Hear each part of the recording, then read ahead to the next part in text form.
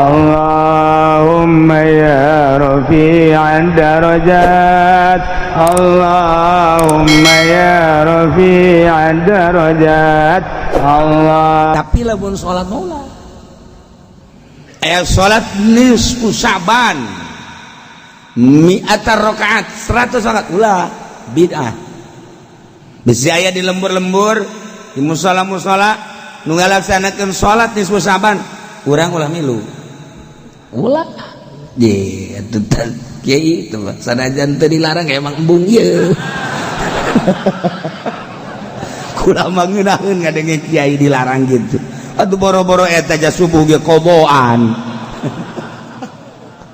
ngan ulah bae geus mah sanajan aya kiai nu salat nisfu Sya'ban khusus sama kuduna boga silsilah teu meunang sambarang salat nisfu Sya'ban mah kudu nu belah ditu jelemana aya khusus lantaran doa nage khusus lain jang doa sorangan geus serahkeun ka ahlina 100 rakaat.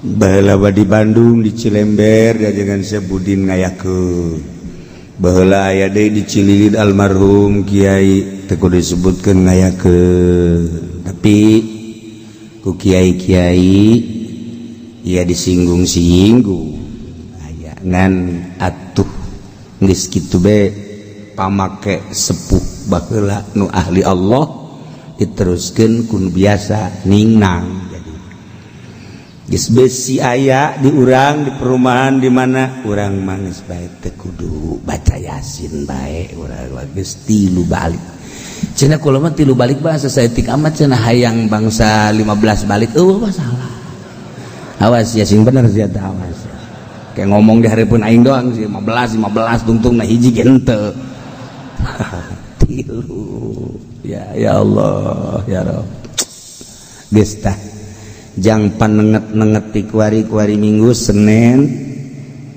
tinggal sapoe berarti sapoe malam Salasa nu nanya kiai aing ngaji sabaraha balik deui sia bae heula ngaji bae lu sok nanyakeun sabaraha kali deui ngaji ge karak 2 kali sia nanyakeun ke pre ya Allah ya Rabb aja nanyakeun pere bae. Para jamaah kaum muslimin wal muslimat rahimakumullah, di bulan Sya'ban urang osok ngayakeun nisfu Sya'ban saparo bulan Sya'ban pertengahan. Kangjeng Nabi dibere resep jasa puasa Senin Kemis Kangjeng kos urang bae kitu umat alhamdulillah ngabohong saeutik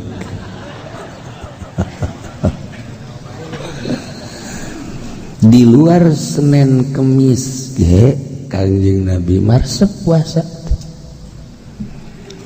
sering urang ngadenge penceramah di Kifudoli di kiai-kiai nu sejen di mana Kangjeng naros ka Siti Aisyah isuk-isuk aya naon ieu dahareun teu aya tuan eta aya mah puasa tanyana ge tanu ngomong kitu henteu kitu teu endangan jajablog we biasa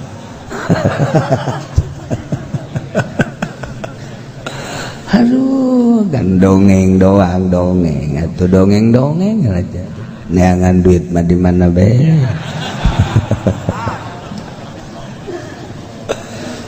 tuh Kangjeng eta luar biasa ngaroskeun aya naon dinten ieu teu aya puasa urang mun jadi salaki kitu tah sikap urang ka pamajikan moal anu ribut moal aman ujian neng aya naon di dap jatena naon ka puasa kakak mah atuh neng ge puasa mantap masyaallah merigak bulu ngadengena gak bulu katanya. Menaya maka Nabi. Nengenon Aisyah, bayi naon? Aya korma sebenarnya aya dua orang nyarap siring hiji. Ya Allah. Mun aya hiji siring sabelah. Masya Allah. Inah. Kurang mah lain. Neng bayi naon dah? Kos numere balanja bae. Aju bae teh jige galedeg dah. Datang nanyakeun mere urang pan ngajawab salah teu ngajawab salah aing nu kamari emang kamari mere sabaraha pan kamari aing mere duit ka sia 50.000 cak aing geus satauneun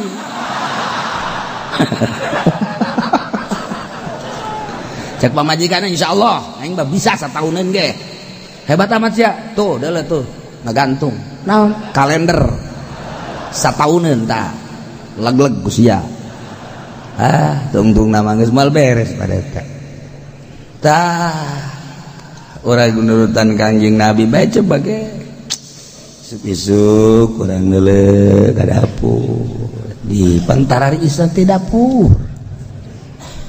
nu ngebul geus teu kudu nanya daripada ribut puasa aing lah siap puasa ge anak tuh kakak mah puasa neng dia teh naon atuh teh naon kakak mah puasa anak dek dipuasakeun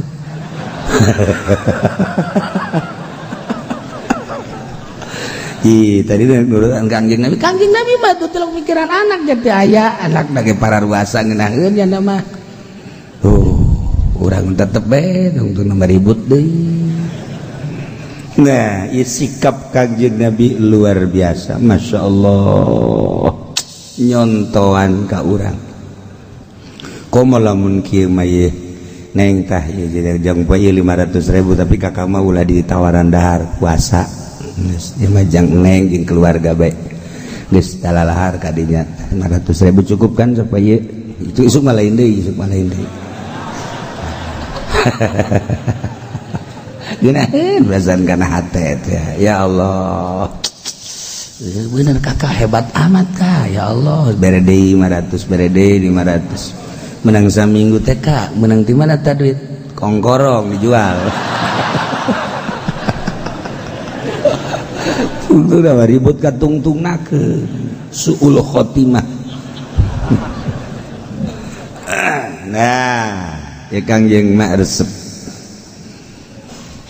ditaros Kangjeng kok Kangjeng osok puasa Senin emang aya naon cak Kangjeng Senin hari kelahiran kaula betapa bersyukurna kaula dilahirkeun dina poe Senin rasa syukur kaula maka ngalaksanakeun puasa ya Allah bersyukur ka Gusti Allah lahir salamet poe Senin mantak puasa.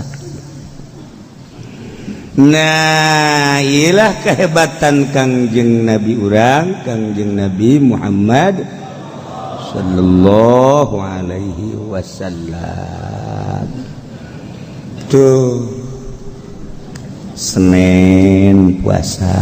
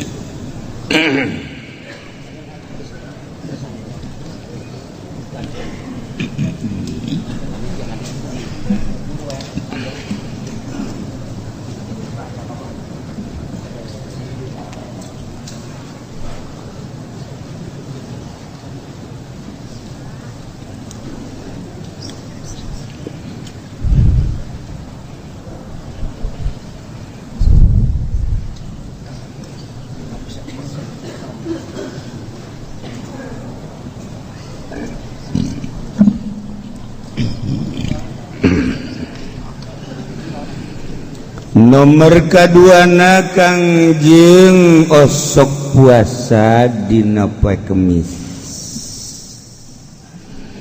ditaros kunaon tuan sok puasa poe Kemis. Oh poe Kemis eta aya laporan amal mingguan. Jadi saminggu sakali amal orang dilaporkan ke Gusti Allah poe Kemis cak Kangjeng. Betapa senengna resep mun buku mingguan dilaporkan ke Gusti Allah kulana keur puasa. Mentak urang ge alhamdulillah. Alhamdulillah, Masya Allah. Poe Kemis teh begitu dilaporkeun aya nu keur di mall. Allah karim di pabrik kemeh di kantor Gusti Allah doaku tah Senin Kemis dah kaget aya laporan tahunan ialah dina pertengahan bulan Sya'ban tah eta laporan tahunan tah mata ai poe Kemis mah laporan per minggu, hari nisfu Sya'ban mah laporan per tahun. Mendak iraha cenah kiai nisfu Sya'ban na jatuhna pada malam Salasa. Urang nanggalkeun Salasa Rebo Kemis, Jumat, Sabtu, Minggu, Senin, Salasa.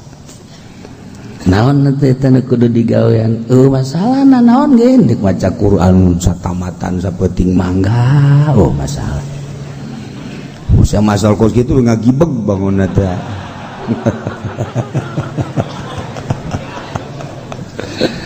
atawa dek zikir tuh 100.000 sapeting ayo masalah sholawat 4.444 Cadake waduh kapilih hiji ge. Waduh kapilih. Dek dilaporkeun ka Gusti Allah kanu bogana, masyaallah. Kuat ka dicoret-coret buku urang. Geus atuh urang nurutan ba'dul arifin bae maca Yasin 3 balik pada maghrib nu di majelis di masjid berjamaah di mushola di imah atau perorangan dek sorangan bae cenah malah bung babarengan mangga adek jeung keluarga belah cenah hega wah masalah di mushola bae riungan leutik adek di masjid bangga di majelis bae penting maca nah cenah dek peting-petingkeun bae cenah macana ayo coba bakal moal tanu kos gitu mata asal geus rada dipeting-petingkeun we geus ya Allah ya Rabb maca Yasin kahiji minta dihampura dosa supaya dosa-dosa urang dihampura ku Gusti Allah mentana kitu doana aya di Majmu Syarif atau di kitab-kitab hikmat di kitab Thariqah maca Yasin kedua minta dijembarkeun rizki lantaran urang membeki dahar beki nginum asal teu dahar tihang aya 2 tihang setihang jadi 2 kieu gorenganan lapar Masya Allah tak urang tak pagawean wadau jadi maca Yasin kedua minta rizki jembar jang ibadah ka Gusti Allah subhanahu teu kudu sugih-sugih nu penting cukup bahasa sakitu ge cukup luar biasa ta khairul rizki ma yakfi cak Kangjeng Nabi Masya Allah wa khairul zikri ma khafi Kangjeng Nabi ngabahasakeun khairul zikri ma khafi wa khairul rizqi ma yakfi ya Allah pang bagus-bagusna zikir nu teu kanyahoan ku batur aya haji pendi mah pan illallah orang cau nu kadeuleun aku dan zikir setan mani ngeluk-ngeluk gitu aya sorangan mah tilok tilok cenah sorangan gering mun zikir sorangan gering. Aduh bagus mah khairu zikri mah kopi. Teu kajahoan ku batur bangun keur diuk we horeng keur zikir. Kan mantep bisi kapanggih jeung ki fudoli kieu. Nah eta teh keur ngalamun. Hayang ganti mobil. Khairu zikri mah kopi. Galbu keur di mobil, di kereta, di pesawat, lempang diuk. Masya Allah, wanunya hanya Allah. Itulah para aulia-aulia Allah subhanahu.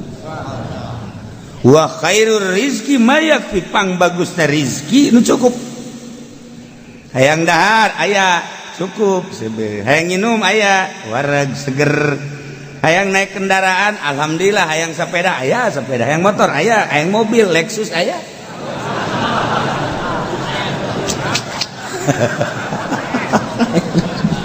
Mayak cukup. Teu kudu loba-loba. Teu kudu. Masya Allah. Hayang sare kamar aya. Hayang tiis aya AC. Kan gitu amat gitulah.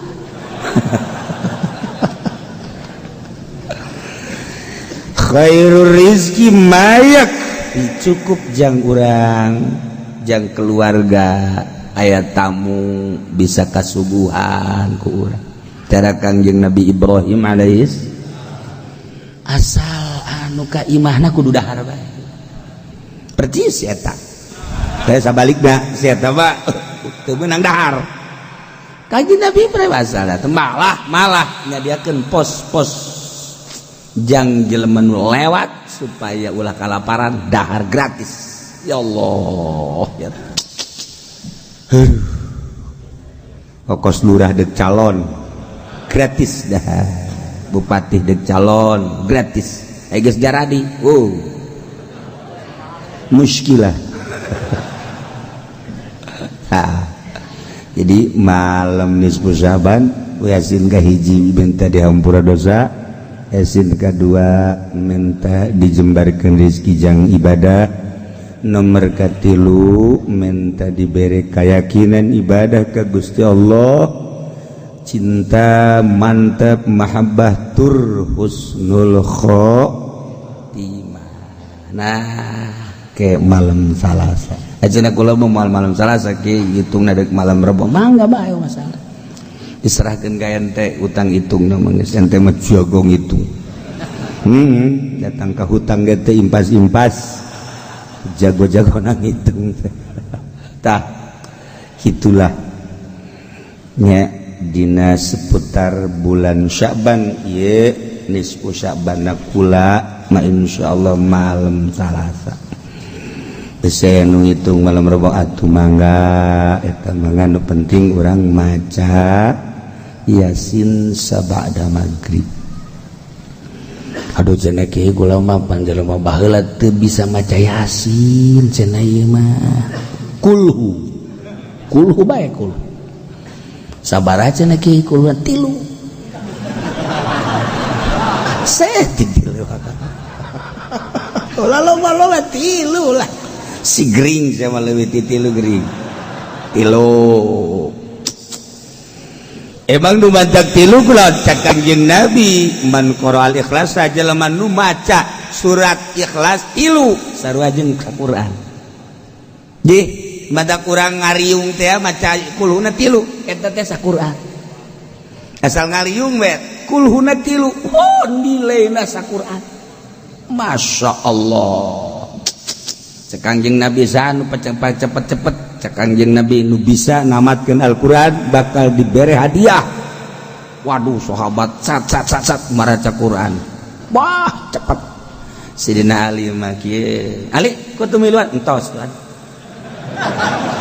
Entos tamat kudu alhamdulillah. Cepet tamat maca kulhu 3.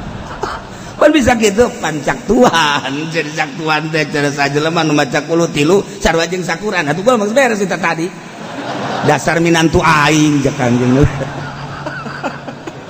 atuh teu gagal Kangjeng boga minantu mantap biasa mantap cek Kangjeng Nabi ana Madinatul ilmi wa aliyun babuha Kula gedong ilmu, gudang ilmu, ali lawang. Kamana bae, kapanggih bae ku Sayyidina Ali mah. Atuh geus langsung hadiah dibikeun langsung ka Sayyidina Ali. Nu sajen kararieu bae. Pan cepet amat li 3 kulhu. 3 kulhu sareng jeung Quran. Geus batur maca Yasin, nya nama kulhu. 3 bae geus. Beres ngarokok heula. Tinggal cek nu maca Yasin tolol amat teh budak. Ulah tuh datang ka ngarokok geus ya bener deui. Kita kuki uci aing macana jangan ngarokok. Nah, baca Yasinna sepanjang maca kulhuna sepanjang Yasin. Jadi batur maca Yasin, ieu mah kulhu bae terus ulah gaca-gaca. Bismillahirrahmanirrahim. Qul huwallahu ahadun illahus samad lam yalid wa lam yulad wa lam yakul lahu kufuwan. Terus ke batur eureun Yasin nya ini. Ke mulayane nu kadua kitu kene. Katilu kitu kene. Kulhu ge cenah kulhu mah teu bisa kiai. Teu bisa je kulhu maca kulhu. Bismillah. Bismillah ge cenah coba dengekeun Bismillahirrahmanirrahim. Eta bae. Enggak saya masih mah gitu, sakitu kayak ka surga geus pokona. Bisa da sakitu teh kuat. Tuh hese-hese. Ya. Nah, eta lah ulah mikiran puasa. Mikiran isbu baheula malam Salasa tah. Aing jadwal aing ke mana malam Salasa ieu. Nah, beusi boga jadwal kayak Yasin di mobil. Oh, masalah maca Yasin di mobil ge gitu. Jadwal naon cenah kiai gilir ke nu ngora. Ndai malam Salasa maluangkeun ba'da magrib ulah ka mamana. Sebab mejihna dilaporkeun kitab urang, buku taudan urang. Supaya tahun kamari diasinan, tahun ieu diasinan. Ke malaikat kan neuleuna awal jeung akhir. Buku Haji Pendi mana? Awal Yasin, akhir Yasin. Sorga. Protes gaduh saja. Kok bisa dikasorgakeun? Iya bagus cenah awal jeung akhir. Tengahna deuleu. Waduh, barang di deuleu tengahna eceng gondok malulu. Wah. Aduh, cek malaikat teu ulah di deuleu tengahna awal jeung akhir eta kitab tangan di deuleu awalna, deuleu akhirna. Oh bagus ya. Bagus guys, bagus. Nah, orang sugan gitu bae. Lain pendi ieu.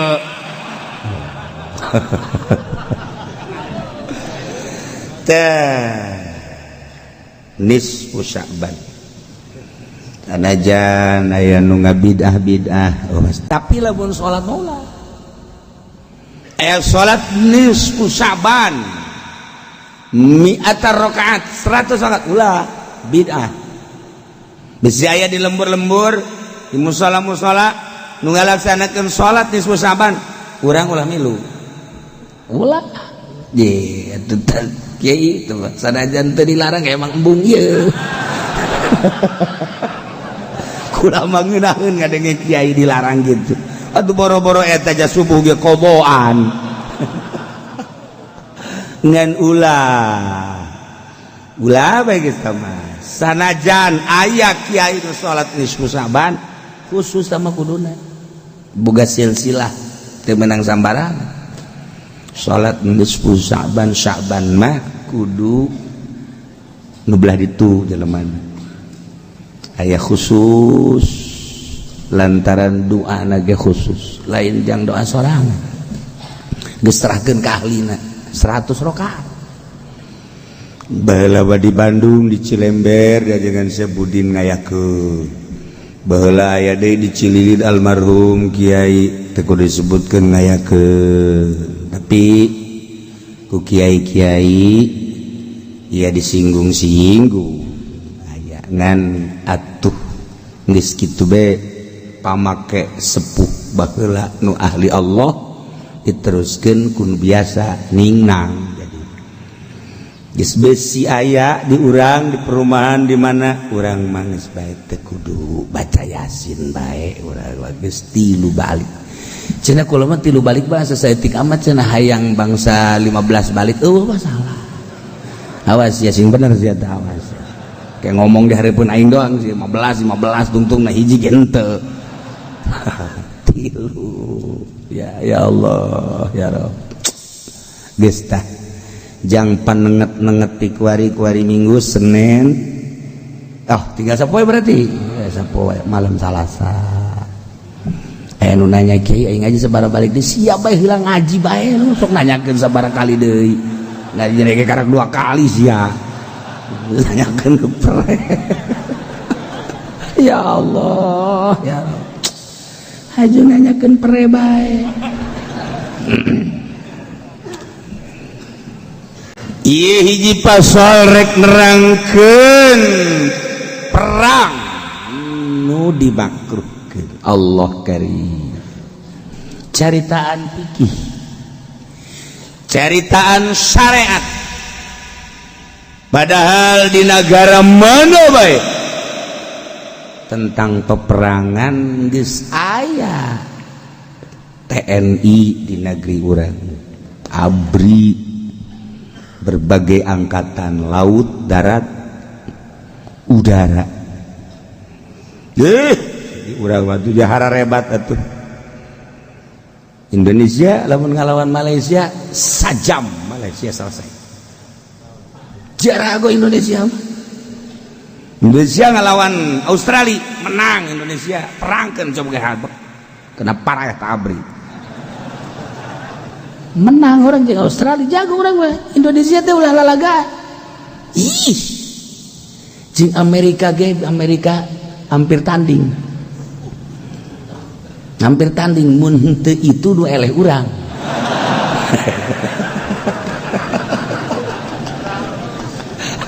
Atuh inget ka Gus Dur mah bisa ta Gus Dur. Jet Amerika set. Hebat Gus Dur Nih naon gitu gara-gara anekdotna pohara eta hebat luar biasa tembak kena kapal tapi tetap kuat itu kapal Amerika Inggris tembak bisa kelin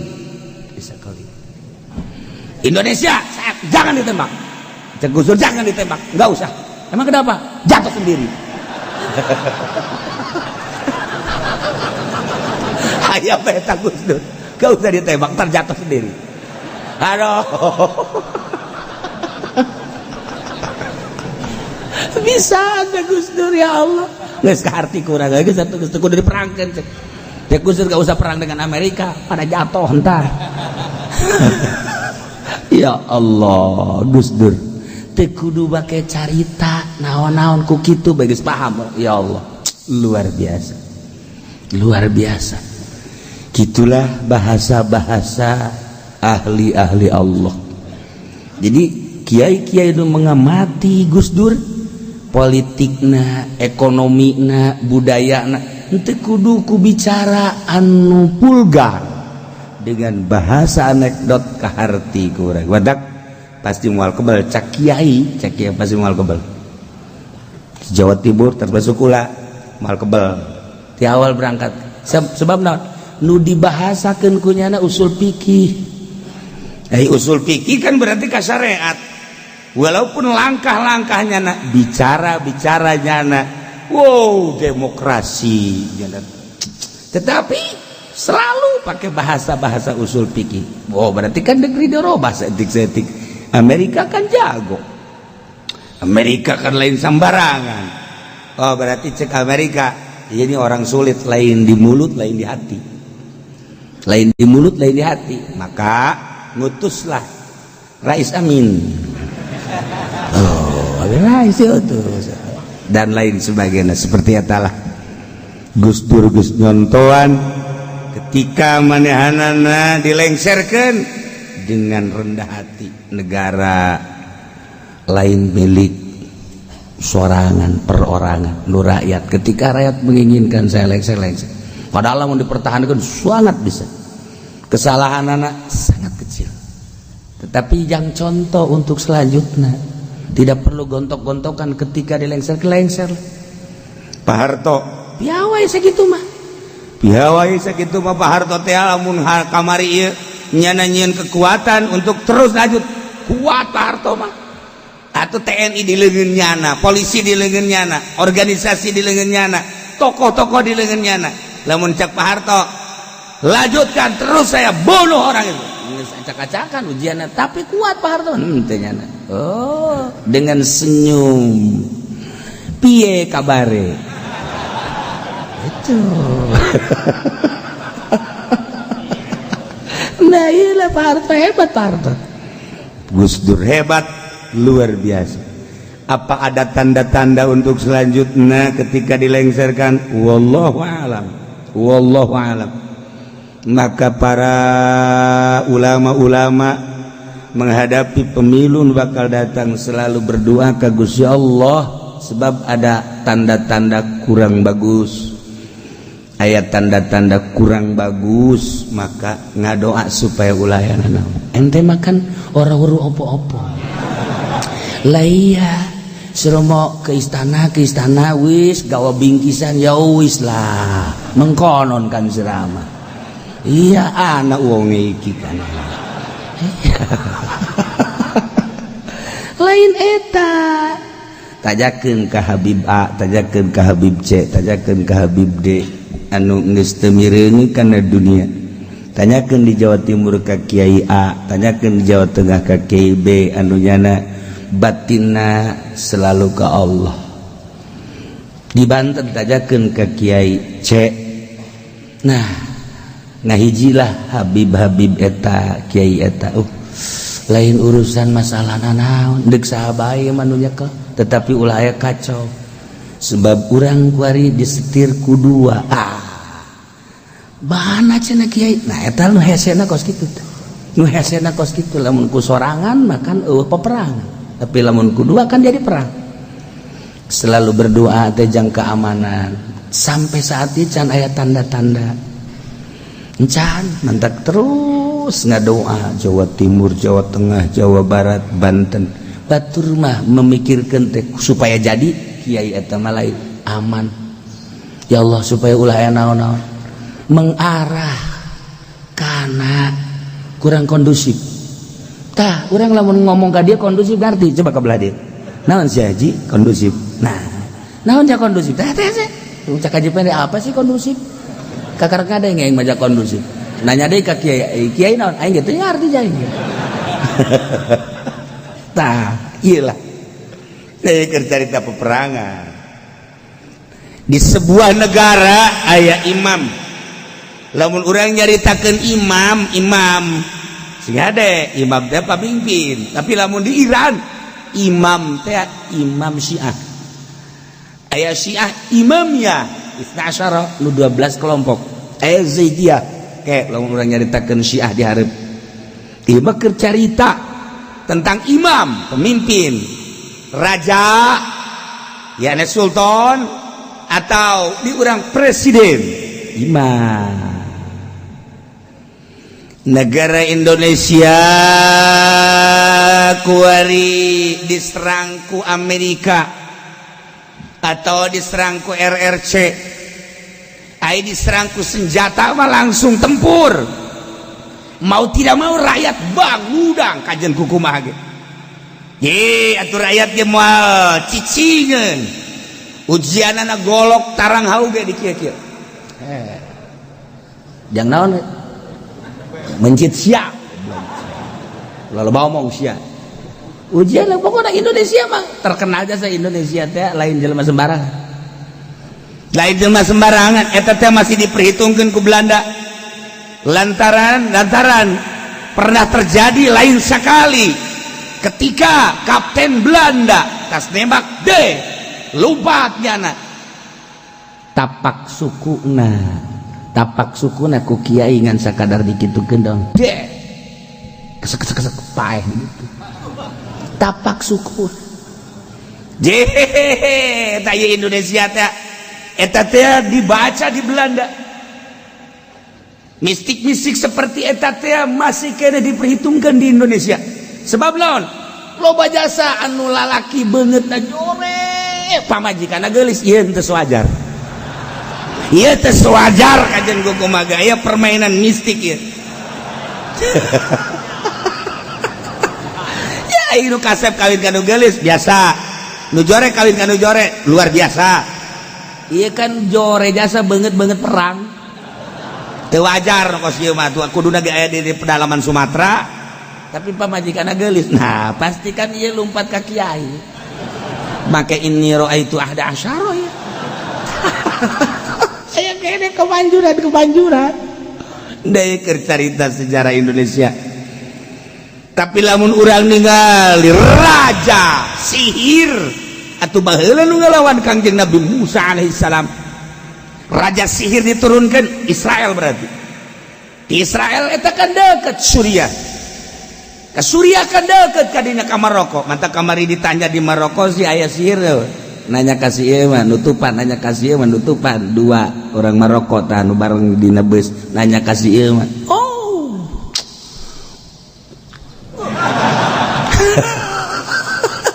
Maroko deket jasa. Kayahoan lamun main bola Maroko main jeung mana lamun keur rada iseng cak urang di itu kamari di Maroko keur rada iseng. Nah eta beda permainan Maroko. Sapira orang Maroko laletik jeung teu begitu tapi masuk dunia terus ngan diarulah eta urang di itu raja sihir. Cah di urang ge kan aya Baduy adukeun habak Israel jeung Baduy. Ye, emang kumaha kitu Baduy? Baduy teh pucuk umun, boga ilmu anu lain lalagaan. Nyana mah bisa hiber satungtung deuleu. Pucuk umun. Aju teu balik deui paeh meureun. Ugal nagara aya, ugal nagara. Nah ieu mah keur carita negara urang ari diserang secara fisik wancan. Tapi secara politik mah urang ke dijajah ayeuna teh. Dijajah urang teh kerasa bagi para pemain politik. Kulantaran para pemain politik kerasa ke dijajah. Bangkit nyana batinna kumaha carana. Tambah dengan penjajahan perekonomian. Sangat luar biasa. Ekonomi urang teh ke dijajah sangat luar biasa. Sehingga temenge bangsa urang teh temenge nu boga pabrik bangsa batur, anu boga perumahan bangsa batur, anu boga mall bangsa batur. Eueuh sugan Haji Abidin boga mall, eueuh Haji Fendi cenah boga mah. Haji Fendi mah ngagebegan sate, tah eta bangsa tah. Asal ngagebegan sate urang Indonesia, dagang baso urang Indonesia, nu boga mall bangsa batur. Sok ekonomi banyak ketimpangan geus karasa anu lempang kuari urang makan teu paham bang anu sangat mujarab lempang bangsa bang mana teliti ku urang bang pemerintah ke eleh ku bang eta kecepatan ketangkasan dan lain-lain sebagainya ngelehkeun. Nah eta kan berarti kan geus mendominasi. Ieu kan geus aya titik bagi anu bergelut di ekonomi, bagi anu bergelut di politik, merasa terkalahkan selalu. Nah ieu geus aya mulai. Ai perang eta mah eukeur. Geus sabaraha taun perang eta mah. Perang budaya eukeur, perang fisik tinggal mencet kenop doang. Dek terjadi cara Baghdad, terjadi cara Suriah, terjadi cara Yaman. Tapi urang mah ngadoa supaya ulah perang teh ulah boro-boro perang dar dor kakarak nu kolot jeung nu ngora perang bae ge urang aduh riweuh perasaan kadeuleuna sapira nu ngora jeung nu kolot tapi kan eta korban salakina heesna ge di pos kamli korban kada sakitu ge nu kolot jeung nu ngora deuk ka imah na ngabangun nyana sieun nyana tolol teh coba ngabangun nyana duit nyana nu ngabiayaan nyana tapi deuk ka imah sieun ya mendingan nyandung di tilu apa payah di jalan kage. Iya, bakar cerita diserang. Kan aing diserang mah lain tentara bae nu perang. Di Jali Suriah lain tentara bae nu perang. Baghdad lain tentara bae nu perang. Yaman lain tentara bae nu perang. Bahkan anu korban mayoritas sipil. Orok nini awewe. Nu teh nyaana naon? Kos kitulah perang. Kuari mah perang kan sirkuit baheula perang Badar, Hunain, Uhud. Aya tempatna baheula mah. Kuari mana tempatnya? Kota disebut sebagai perang kota cak Gus Dur. Panjang perang kota mah. Nah iya. Ketika negara orang diserang menurut agama. Misal orang Tangerang. Nah di Jakarta geus diserang. Di Jakarta.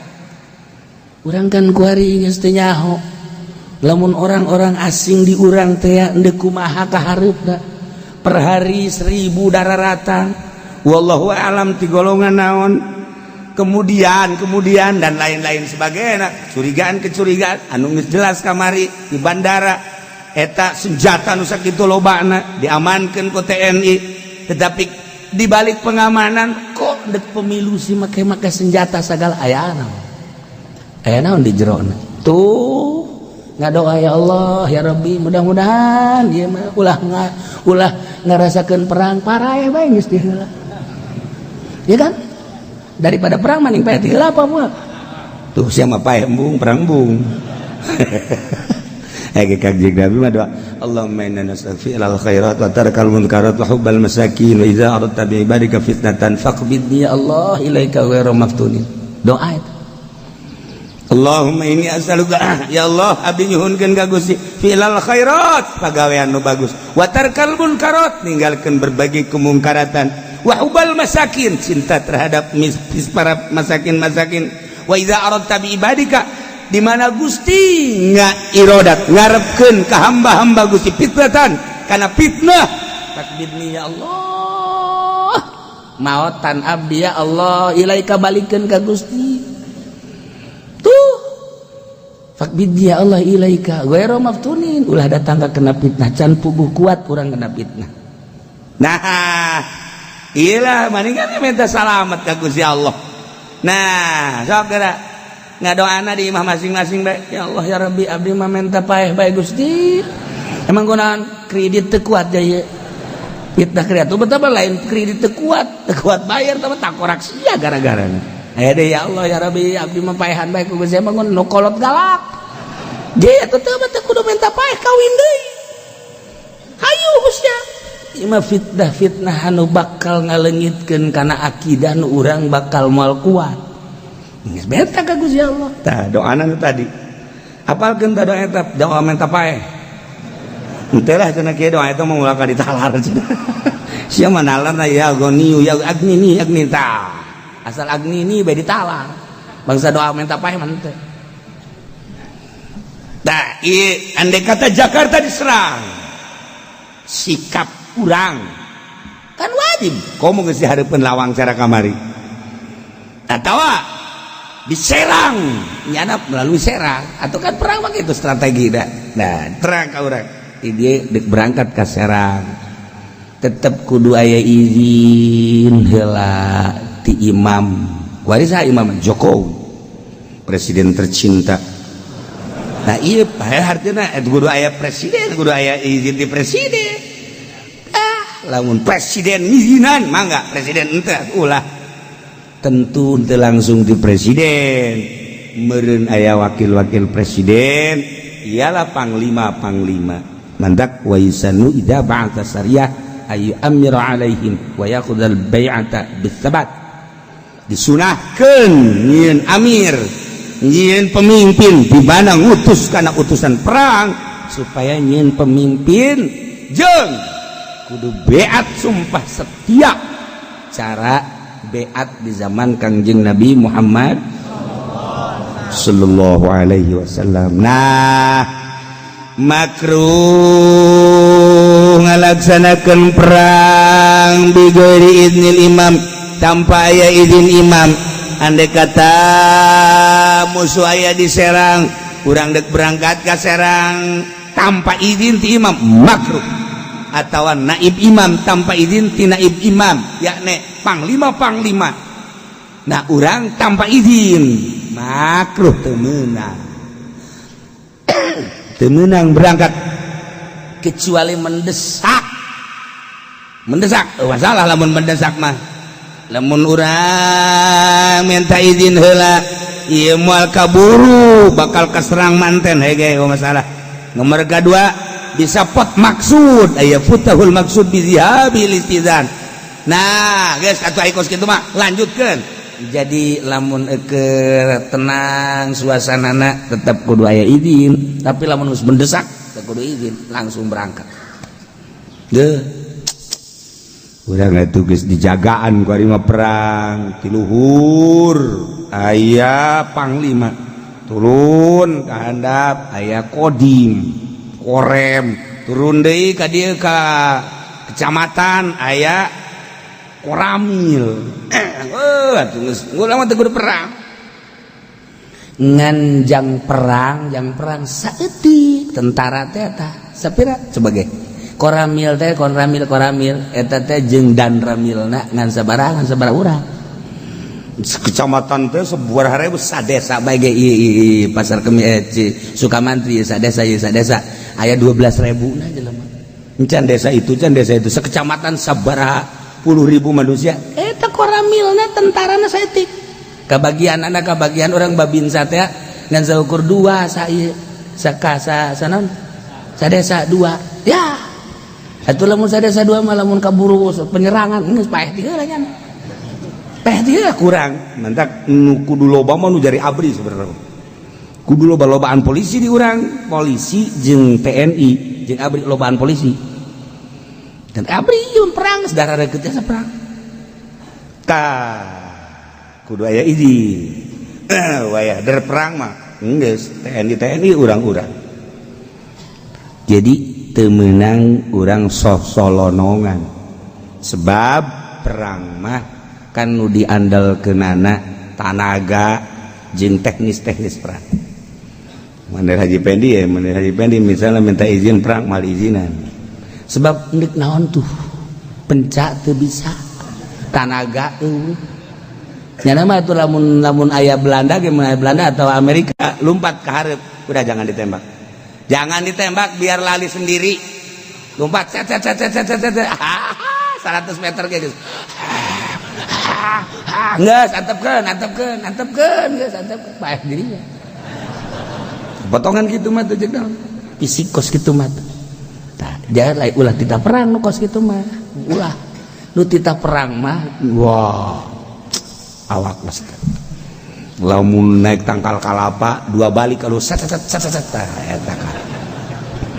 naik gunung mantak tentara mah dilatih naik gunung turun gunung hutan keluar masuk hutan iya jang perang Masya Allah urang makan namun diberi senjata moncongna dikaurangkeun der pae sarang eta kan salah tuh kudu ka mana tak kudu nu terdidik tapi kan aya geus der perang lah tuh geus kitu bae jawaya perang mangke kos gelut penca tinggal penca aya geus der gelut mah penca leungit watu leungit babat-babetnya da geus teu nyaho ieu naon garang-garana langkah hiji langkah 2 langkah 100 bisa geus teu nyaho wayah der gelut mah penca eueuh keur asren lalagaan cet golepakeun cet wayah derna tuh ese komo geus dicekek gua nu ka mana lompat sia urang susar sasar kan atuh peler sia hayu sia ngadu pak kuat-kuat sia hayo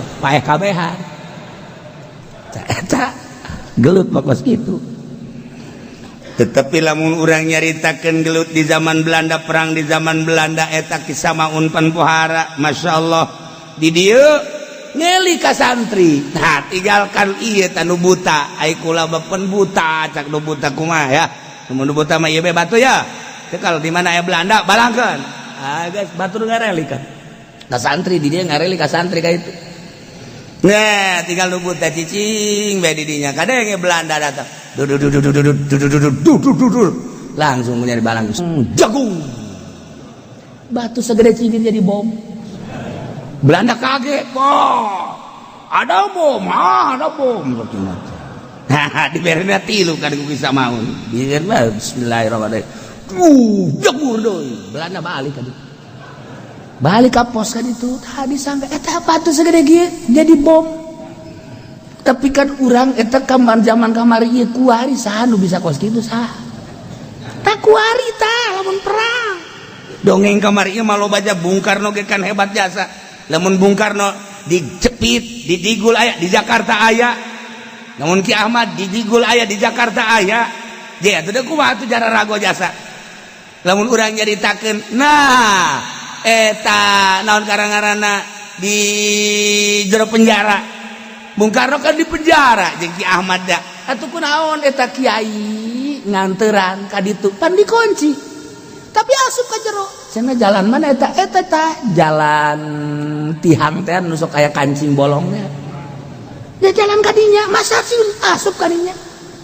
lamun kos kitu manginaeun jasanya urangnya bisa asup ka liang kos kitu tah eta kan zaman kamari mah bararisa tah ieu kuari nu bisa kitu saha di pugu cenah kiai akhirnya teh aing ge nanya ka sia balik nanya deui ka aing kiai na ge atuh geus tilok paruasa jak kuari ore koros kabeh baheula makan kiai puasa ngaran kiai teh paruasa di bararasjid masa kiai di mall masa kiai status grup heran aing mah ya Allah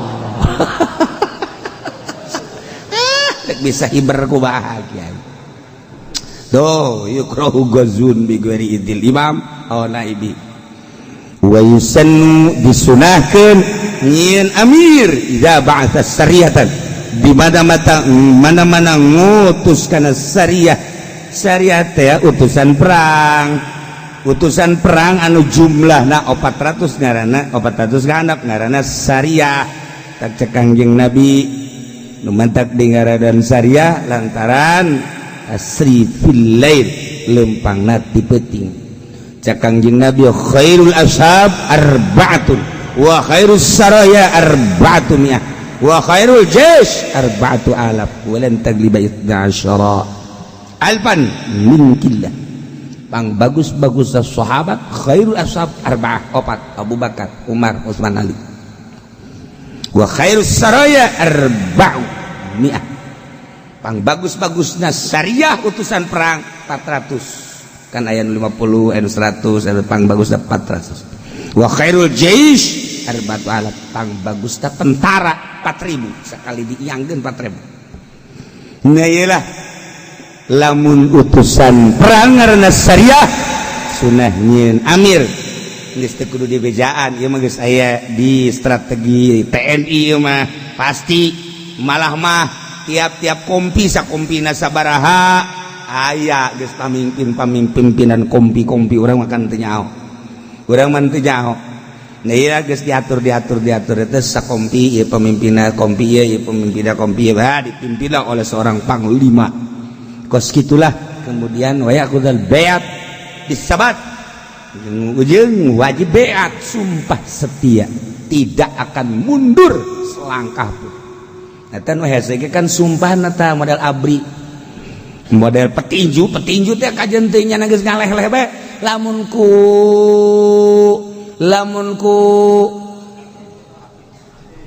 ku pelatihna ti udang deh sanajan geus gigian mah pantang mundur gitu sanajan geus geus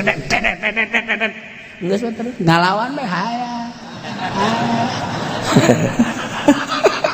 tentara kayak kos itu ayo wah luar biasa tah jadi yakudal beat sumpah setia siap untuk tempur mual mundur saya tiga cat eueuh leungeun ieu dar leungeun kenca leungeun katuh leungeun katuh apa dar cara sahabat maka iya bendera diteudeun di dieu ieu na disikat habis tinggal nyana oset-osedan teu kudu terus ulah mundur tata yaqudal bi'at bisabat sumpah setia ala jihad wa adamil firar sama sekali moal mundur langkah pun maju di mana bae musuh aya leuwih senang dibunuh ku musuh daripada dibunuh sesama mukmin sebab lain deui nilaina dibunuh ku musuh ku kafir jelas syahid lamun dibunuh ku mukmin aya unsur-unsur kan di jerona wallahu a'lam.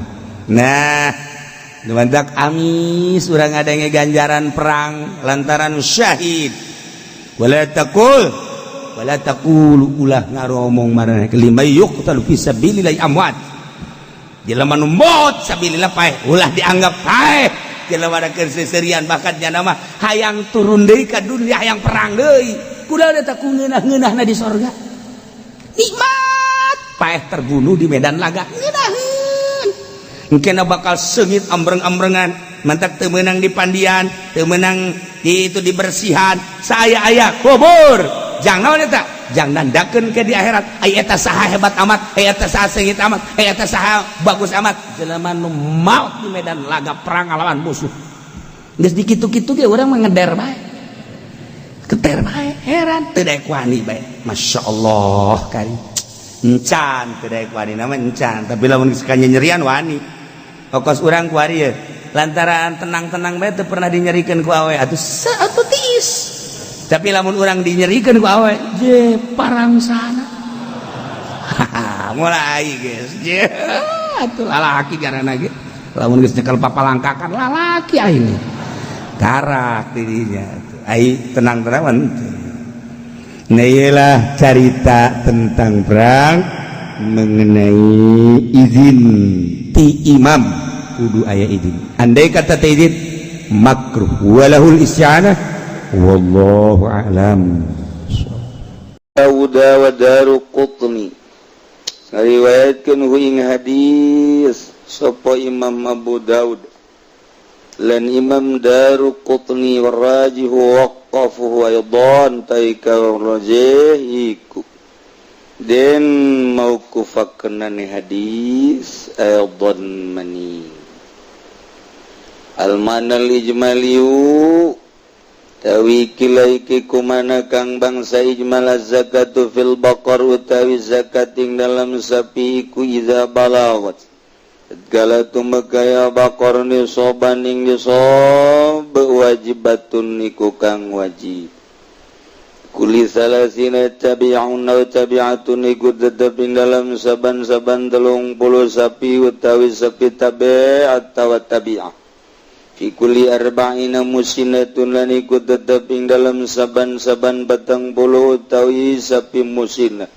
sawaun kadat saimatan aw malufatan iku pada utentan ya bakor iku kang aburan atawa kang den empan wa hadza mazhabu Malik lan utawi kila kaul iku mazhab ko Imam Malik rahimahullah moga ngarahmatan wa Malik sabal gula jumhuran ngucap sabat jumhur ngucapin lapan tabi'u zakatul baqar fisaimah dunal malu wajib apa zakat sapi ing dalam sapi aburan ora nanakang dan empan kiasan alal ibil wal ghanam kaleden kias ketika tase ontalan wadus bikauni saumi syartan bi wujubi zakatihi maing dalam manane umbaran iriku syarat ing dalam wajib zakat karena ibilan ghanam wala yustaratu fi wujubi zakati lan waraden syaratkan ing dalam wajib zakat nafyul amal apa ganafikan migawe wala hujjata fil hadis lan ora hujjah iku maujud ing dalam hadis ya nahu mauqufun la kana satuni hadis iku mauquf dhaifun turkang dhaif at-tahlilul labzi wallahu a'lam bissawab.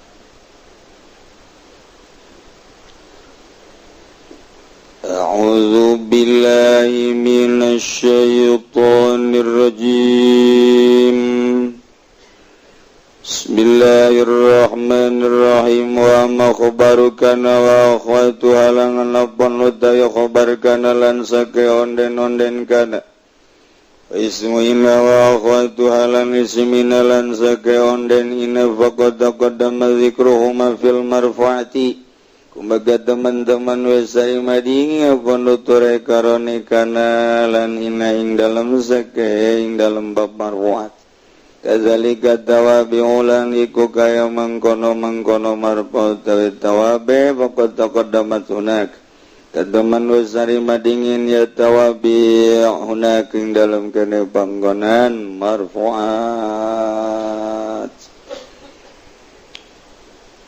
wa kadzalika lan iku kaya mangkono kana lan ina tawabi babu mahfudatil asma awi kilaiki kusuji babala tetap dalam martalakeun pirang-pirang isim segegang dan jergen al-makhfudatu salah satu utawi isim kang den jairkeun dari segi isim kang den jairkeun ikut tetelu akhudun bil harbi suwiji kang den jairkeun kalawan harap makhfudun bil idhofati lan kang den jairkeun kalawan idhofat wa tabi'un lil makhfud lan kang anut kadue kang den jairkeun al-makhfudatu an maratibir rijali salah satun tawi sage kang den asorakeun saking pirang martabat rijal iku tetelu khudun bisababil harfi suwiji kang den asorkeun kalawan sebab harap wa huwa mayyabudullah tawi ya mahfud iku kang ibadah ya Allah ing Allah ala harfin autafin ing atase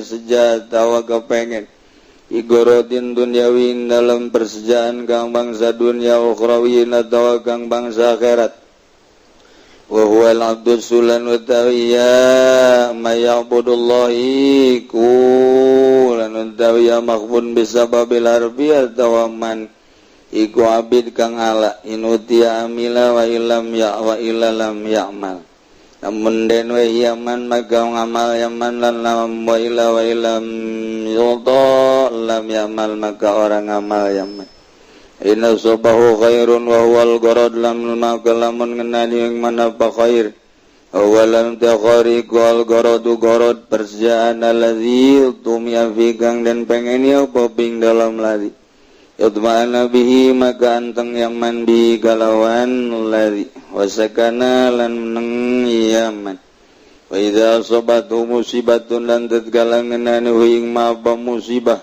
wa huwa bigdan udhalikal gorod lan utawi ya musibah iku sepine mangkono persejanin kola ba'ala wajihi maka balik yaman ing atase wajah yaman warojaan mubudiyati sayyidilan babalik yaman saking sifat hamba sayyid ing sayyid yaman khazirud dunya wal ikhirat dunya yaman dalam dunya lan ikhirah amma dunya nabandai dunya falifidani hazihi minha kumaga karena sepidung duman yaman minas saking dunya wa amal akhiratul lan napandi akhirat kali adam mitazawudilaha maka iku maka kena orang nagal bakalah kada akhirat zalika huwal khusanul mubin tawi mangkono iya man ikut ya zalik ikut tuna kang nyata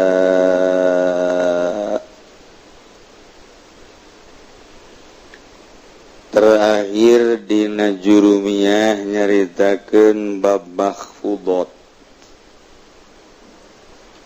Pertama marfu'at, kedua mansubat, katilu makhfudat. Beres eta bisa maca kitab, asal geus bisa maca kitab jadi kiai ceramah. Asal ceramah menang berkat. Kabeli apansa. Mentak harayang mondok ngaji bari sekolah supaya engke bisa ceramah kabelah ditunda kabeli apansa jeung deui belah ditunda pisan mah hayang jadi mu'i lumayan cakna sakanaraka-narakaeun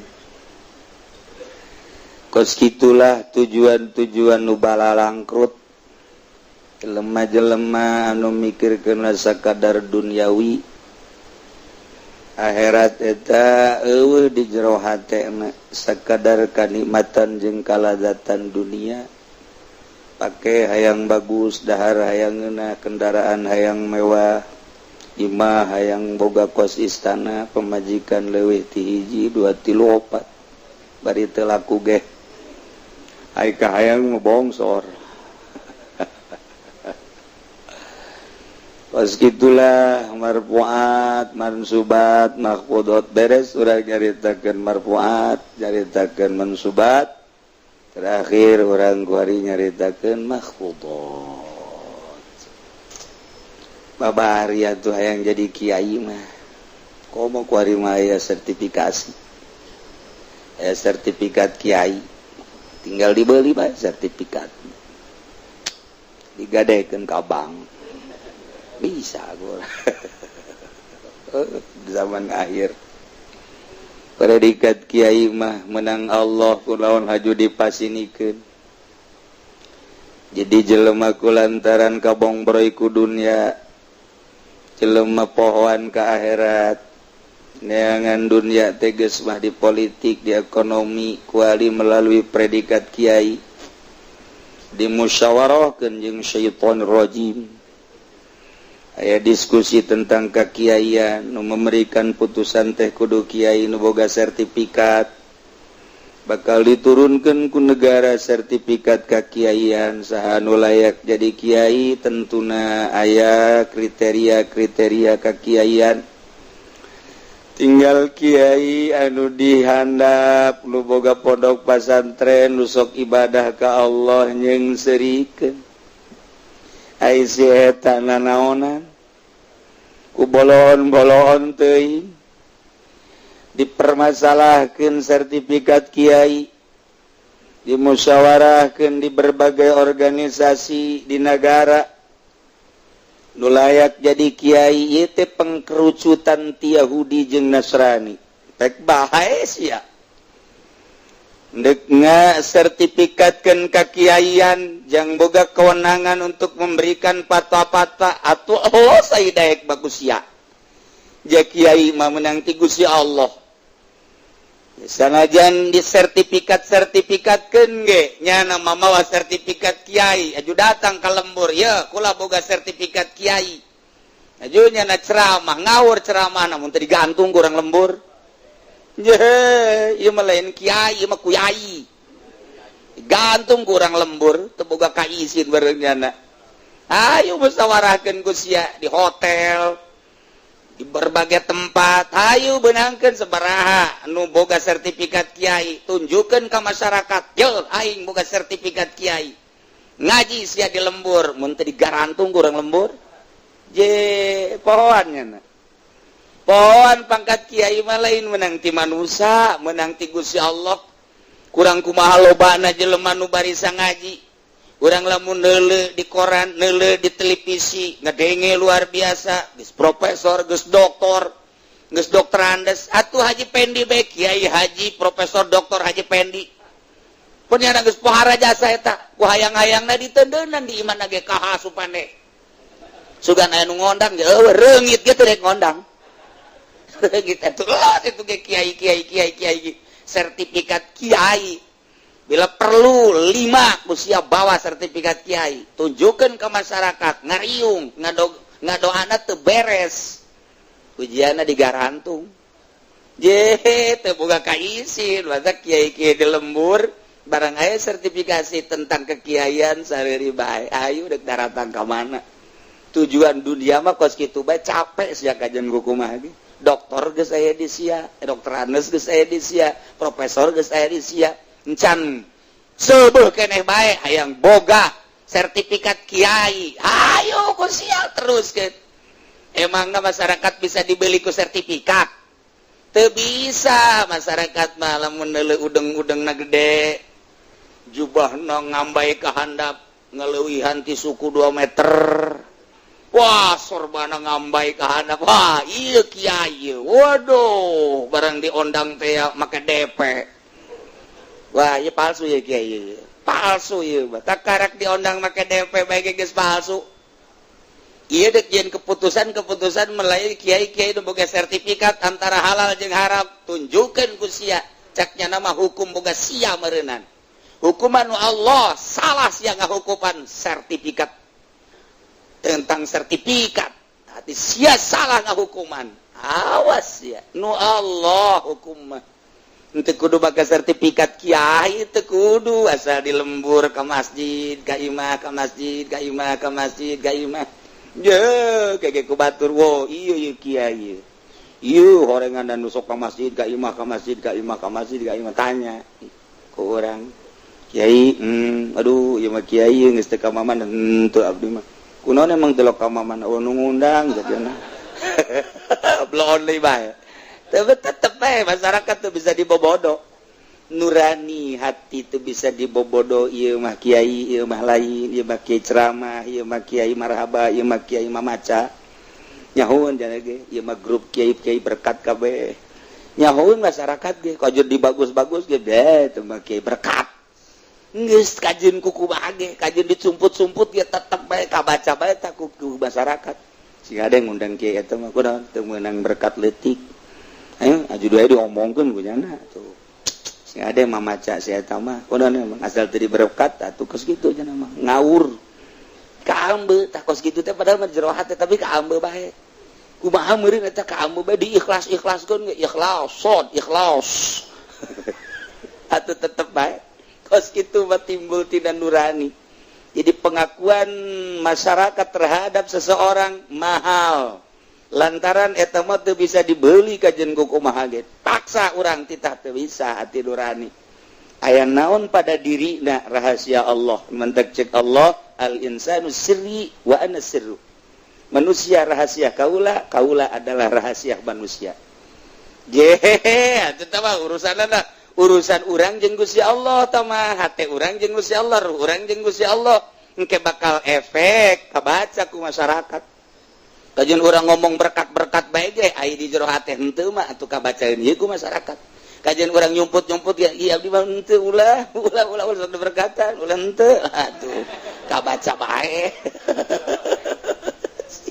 eta mah rahasia badak cek Allah al insanu sirri manusia rahasia kaula hanya kaula nu nyaho ka jero hatena jeung kasirna wa ana sirruhu kaula ada sir insan urusan ada pribadi taba urusan rahasia urang jeung Allah tutupan ku urang moal bisa tembrakeun ku urang nu lain aya di urang moal bisa sebab geus hak peto Allah al insanu sirri wa ana sirru hubunganna da urang sertifikatkeun Gusti ya batak ulama hayang geura jadi ulama disertifikatkeun kajunyana babawa ku aing sia digecek ajeun ku kumaha bawa ku sia kiloan sertifikat ayo sia ka masyarakatkeun sia mun teu didegung-degungkeun ku masyarakat aing nu nitahna gantung tah kiai ieu pancen kiai kitu aing mah kitu bae kata ku kumaha ge ieu ulah kitu teu kitu aing mah ieu pancen keras apa aing mah kitu bae kena baliknya nah ieu kitu bae balik sanu ngondang sia ka dieu teu boga ka izin pugu urang di kiai-kiai ku batur teh izin buatnya buah henteu cak Allah urang di mama-mama buahnya buah henteu di buya-buya buahnya buah henteu mus berkat-berkat urang mah mun aya nu nanya mang ade di ka mana tah ieu rada deres tapi lamun geus buya ka mana aing buah lain ngan sok dipengkolkeun bae ieu mah buya Arab lah buya teh tina abun jadi buya bapak kula jadi lain buya julukan kiai dikitu-kitukeun bae lantaran buahnya buah henteu ieu mah waduh aya liwat bae geus sia kunaon teu ngabuyakeun ka aing wayahna atuh aing buya-buya ku sia bae jieun ku sia sertifikat hayang geura jieun bae di Indonesia aing nu ceramah engke aing nu ceramah bawa ku sia sertifikat kakiaian putuskeun hukum ku sia emang hukum nu sia je teu boga ka izin pugu batur mah makin izin beuki ditu makin izin beuki ditu teh ieu teh aing bener tah henteu di hareupeun Allah beuh ieu mah ditembrak-tembrak ke asal diriungan we kaluarkeun sertifikat nih yang sudah layak ceramah saya sebab saya sudah punya sertifikat ayo kurang tonton ceramahkeun ku sia sing bener sia ceramahna mun teu bener digantung sia ku aing bawa ku sia leg-leg tah sertifikat ayo geran sia tuh berkat geus loba tuh sabakul 2 bakul 3 bakul bawa ku sia ceramahna nu bener sia ayo ieu pancen kitu apa kitu aing mah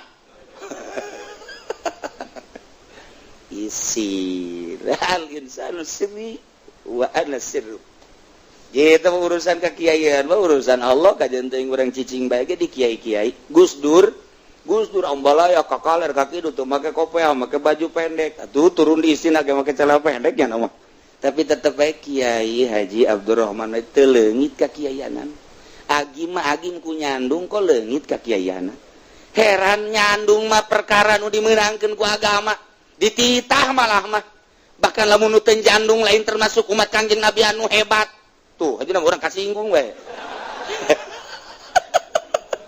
atuh tuh sok aju nanya hayang nyandung segala kabar rahasia pribadi tuh mah ieu mah nu jelas ku nyandung mah teu kudu rusak kok jadi rusak aya naon pada dirina al insanu sirri wa ana sirru urusan Allah Gus Dur mah geus ambualayah puluntang palanting make celana pendek make baju sakieu tilok make kopeah kadang make samping kadang teu teluntur ka kiaianana sebab naon atuh sapira zahir janu dijelaskan di jero hatena al insanu sirri wa ana sirru wacana aing geus nurutan Gus Dur atuh moal make kopeah atuh los sia turuti zahirna doang memang kumaha gitu ulah sok tuturuti zahir sapira zahir nah iyalah loba jelema nu dikiaikeun jadi laas ka kiaianana tapi jelema anu teu ngiai di kiai-kiai bae ku masyarakat kiai bae eta mah kos kitu bah nah mentek teu perlu aya sertifikat ketika aya nu datang ka kula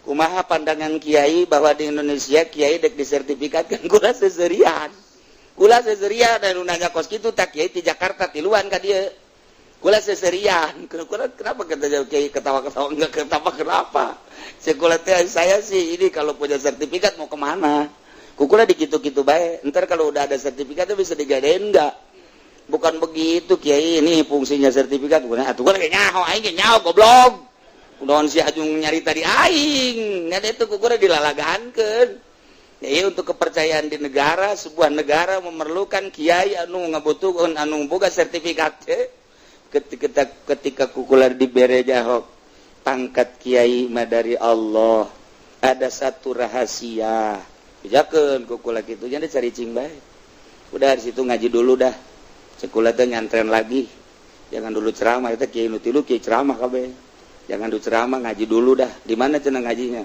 udah mau di mana di Empang ke di mana lah sekolah teh jadi dilalagaan kan kukula balik oge teu kuateun nya ngobrol jeung kula teu datang deui masyaallah ieu naonan di Indonesia ku kabalinger teh andai kata mui nu ciptakeun mui kabalinger paingan cak Gus Dur tidak ada yang pinter di mui Gus Dur pan ngomong bodoh semua itu kan kudu ditafsiran mun ngomong kitu haju ku urang ditanggapi bodoh kabeh kan marah bodoh di bidang naon maksudnya eta lah jadi kabalik andai kata depak andai kata pemerintah mah mau bodoh jasa terhadap agama cukup al insanu sirri wa ana sirru ndek dikiaikeun ndek dimamakeun ndek dibuyakeun ulah hayang urusan nyana menang noel Allah tamu urusan Allah sebab kuari ge kan loba itu tujuh itu saya itu mantan kiai banyak kiai mantan heran emang kiai mantan mantan DPR mantan lurah mantan pejabat ieu mantan kiai di mana contohnya eta mantan kiai aja pengen di mantan kiai eta nya baheula kungsinya jadi kiai sakedeung aja kuari mantan pan eta urang murikat bulu aya mantan kiai ya Allah ya Rabbi di Indonesia macam-macam Masya Allah nah iyalah ye dek jaritakeun makhudot al makhudatu isim nu dijeerkeun ayat 3 maksudna 3 rupa hiji makhudun bil harfi nu dijeerkeun ku harap billah Allah harap anu sok ngajeerkeunana atuh bah diambil ge aya wa hiya 19 harfan wa al ba'u wa ta'u duh kadituna naulalu hurufun tajwid bapakot ya tukang ngaji amil mah kos kitu mah lalap tah kos kitu mah aju kadituna sabaraha ayat sabaraha 19 hiji-hiji poho hiji-hiji nama lah tuh asal kapanggihnya ho bae sih runtuyan mah teu jawal bau amin wa yawan wa anu doh kadituna mah teu nyaho geus ngan asal kapanggihnya ho atuh cukup sakitu ge tah jadi ku tukang ngaji mah geus moal kaluar ti dieu tah nu sok ngajeerkeun huruf 19 malah ditambahan di Alfiah mah 20 aya 20 kok bisa tambah dah hiji teh urusan Ibnu Malik teh mah kadituna sebodoh teh urusannya tanggung jawab di hareupeun Allah engke beuh kencang amat ya itu urusan maca karena ge urusan maca teh mah masyaallah aya 19 lamun dina amil lamun dina Alfiah aya 20 sakitu bae geus. Nah, nomor kahiji mahfudun bil harfi, nomor kedua mahfudun bil idofat. dijarkeun ku idopat geus aya syarat ge antara mudhof jeung mudhof ilaih aya kesatuan syaratna mudhof kumaha dina alfiah kan geus dijelaskeun tuh ya dina bab idopat geus mun aya tanwinan piceun tanwinna mun aya al piceun alna tanwin mana anu nyirian kana isim nu kudu dipiceun al mana dan lain-lain sebagainya ya Allah geus babari bae teh mah kos kitu tukang ngaji mah dianggap isim lais bisa mah tah ngaji kos kitu ngaji lalagahan teh mah bari ngising ya bisa atuh ngaji alfiah baca bari ngising ya tuh bisa masalah aja teh lain Quran lain naon mantak santri mah bari ngising nya bari nalar alfiah nya wala Muhammadun wa ibn Malik bari aduh masalah aja lain alfiah teh baca lain Quran lain hadis sama kos kitu mah beres bae geus nya nalar tak menang meureun 2 bet maka ditu nyanyi mengapa santri eta leuwih kaya tibatan mahasiswa kumaha nyana bae ngaekspresikeun dirina kahirupan atuh neuk ngising nyanyi nya mah aya maca alfiah keur wah atuh mana aya di lembur batur bari lalagahan bari ngising malah ya santri mah di jero WC bae rokok lalagahan ji atuh geus kumaha jadi emang teu dilarang geus pokona ulah nyaritakeun santri mah piwaliun kabeh nya mah deh eta geus jadi bebas hirupna nya mah deuk kubah teh kadang-kadang tas ngising teu ngisang nya mah kalau ditanya ku batur saya can ngisang can kunaon tuh can ngisang atuh nyalateun moal atuh kayak mun nyalateun garek ngisang atuh can dipake jika atuh kan jago berarti kan pikihna jago jasa aja mah atuh we engke menyisang mandek salat deuk maca Quran garek ngisang atuh sakira deuk dahar mah masalah kayak keluar deui cek cenah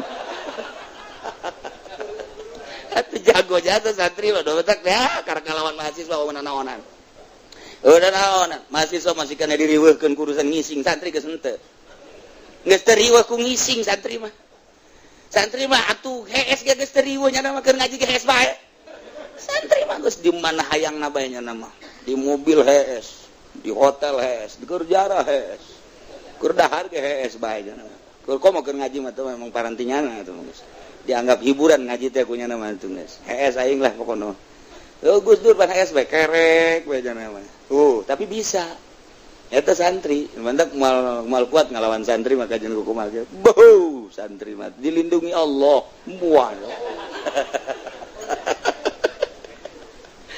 aduh kareraneun nilai santri mah tuh kan kos kitu nya santri mah bangun luca-lece bangun bangor teh santri mah jeung pigergeteun jelemah santri mah pigergeteun tapi balik we ka imah masyaallah emang Udin teh datang emang enak itu tetangga gering coba pangmacakeun Yasin si Udin dipanggil maca Yasin balik di kepelan masyaallah batur geringnya nama menang berkat kan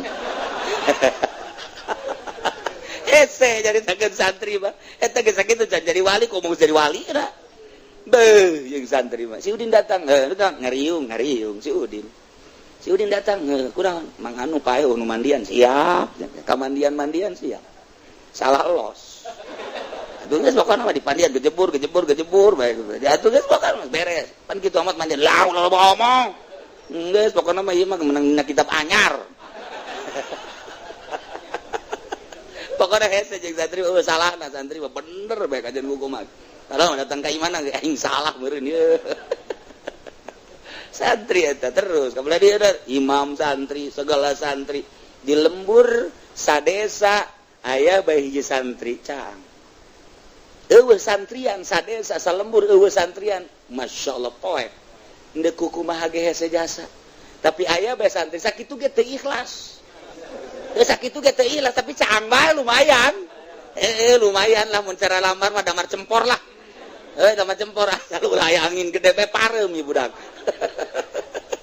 tapi lamun eueuh santrian di lembur tetep poek bae aya bae santri padahal mah di komongna tilok ngaji tilok naon geus kasebutkeun bae bu si anu mondok pajar ngaji meureun ya heueuh ku masyarakat pajar ngaji segala titang imaman segala titang macarawi segala marhaba mantaknya datang ka imah ngageter-geter ge terus jaga geter-geter ya aduh kula cenah ditahadu teu sia teh hareupan kula keurina tilok cari di pondok bukan sia urang sok dikitu-kitu heuh kieu cenah geus kieu kumaha teu kumaha ieu bae terus jadi mah santri aduh cenah ieu ngulah kayak aing terus sok pokona mah diciduan ku aing teh puk datang ka ieu mah meta jada tuh kapaksa padahal mah di mana aing kaduh geuri teu ngaji cakina teh tapi kan kabejakeun santri kapake bae kajen kuku mage Masya Allah eta kurang eta cahaya dina dadana teu kudu pake sertifikat teu kudu Masya Allah nah iya tilu mahfudun bil harfi mahfudun bil idafat wa tabi'un lil mahfud jeung nu nuturkeun kanu dijerkeun tinggal penjabaran menurut ahli tasawuf kos kumaha al mahfudatu an maratibir rijal wallahu a'lam bissawab